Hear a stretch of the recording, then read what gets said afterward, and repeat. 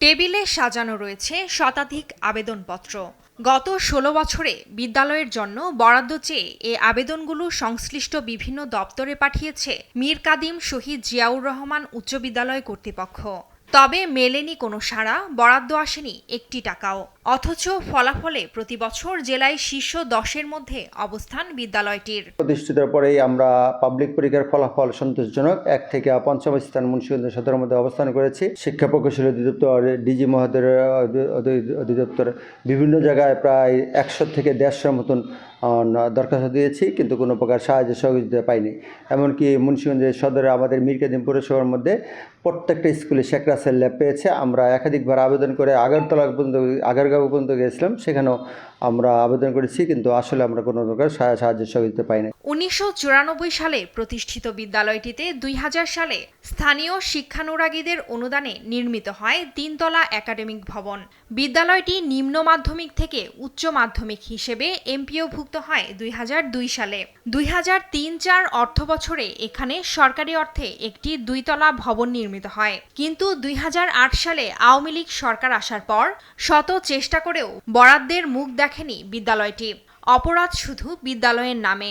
বিগত আওয়ামী সরকার স্কুলের প্রতি একটু নজর দেয় নাই। যে কোনো বরাদ্দ আসলে স্কুলের নামে যদি পাশ হয়, এটাকে উপজেলা থেকে আবার জেলা পর্যায়ে কেটে ফেলা হয়। এই প্রতিষ্ঠানের অনেক সুনাম ধন্য।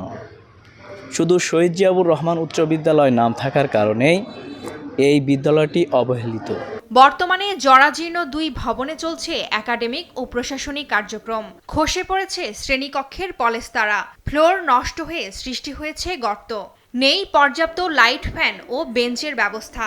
এতে ফলাফল ভালো থাকা সত্ত্বেও অস্বাস্থ্যকর পরিবেশের কারণে দিন দিন কমছে শিক্ষার্থীর সংখ্যা। মুরব্বী আছে, যদি তাদের কিছু জানানো হইতো তারপর অ্যালাউ করতো না, কারণ স্কুলটা ওই রাজনৈতিকভাবে পিছানো। যদি স্কুলটা আপনার গভর্নমেন্ট আয়ত্ত করা হয় তা ইনশাল্লাহ স্যাটিসফাইড। জানলা দরজা কিছুই নাই, তারপর ওয়াশরুমের সমস্যা হয়, বৃষ্টির দিনে ফ্লোরে পানি এসে পড়ে। তারপর এখন শীতের ভিতরেই খুব বাতাস আসে। অনেক ওয়াশরুমের কোনো ভালো ব্যবস্থা নেই, অনেক কষ্ট হয় ওয়াশরুমের জন্য।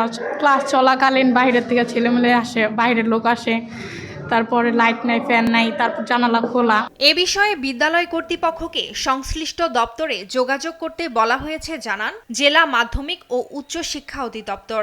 আমি প্রধান শিক্ষকের সংশ্লিষ্ট দপ্তরে যোগাযোগ করতে বলেছি এবং বলছি যে আমার তরফ থেকে যদি কোনো ধরনের সহযোগিতা প্রয়োজন হয় তাহলে আমি অবশ্যই সেখানে নক করব। আর অবকাঠামোগত উন্নয়নের ক্ষেত্রে আমাদের শিক্ষা প্রকৌশল অধিদপ্তর এই বিষয়টা দেখে। এদিকে পর্যবেক্ষণ করে চাহিদাপত্র পাঠানো হয়েছে। অচিরেই বরাদ্দ আসবে বলে জানান জেলা শিক্ষা প্রকৌশল অধিদপ্তর। আমরা তো আমি কিছুদিন আগে ওটা ভিজিট করছি। ওটা ওই যে আমার যে প্রধান প্রকৌশলী মহোদয়, ওনার সাথেও কথা হয়েছে। ওটা ওই যে নতুন যে কর্মসূচি, ওখানেই ওটা আসবে। আপনাদের প্রতিষ্ঠান প্রধান যেরকম চাহিদা দিয়েছে ওভাবেই আসবে।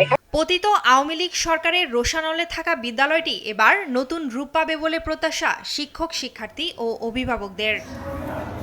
নিউজ ডেস্ক, দেশ টিভি।